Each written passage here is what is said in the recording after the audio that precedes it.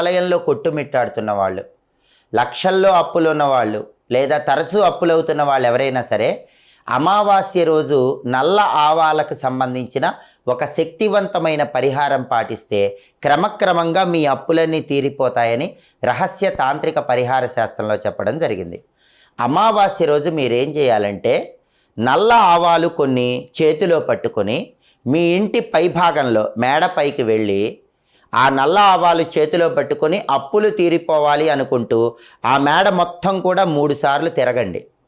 ఒకవేళ మేడ లేని వాళ్ళు ఎవరైనా ఉన్నట్లయితే అమావాస్య రోజు రాత్రిపూట 3 రోడ్ల కూడలి దగ్గరకు కానీ 4 రోడ్ల కూడలి దగ్గరకు కానీ వెళ్ళండి.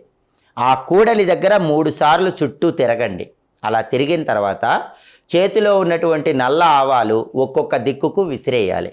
అలా విసిరేస్తే క్రమక్రమంగా మీ అప్పులన్నీ తీరిపోతాయని రహస్య తాంత్రిక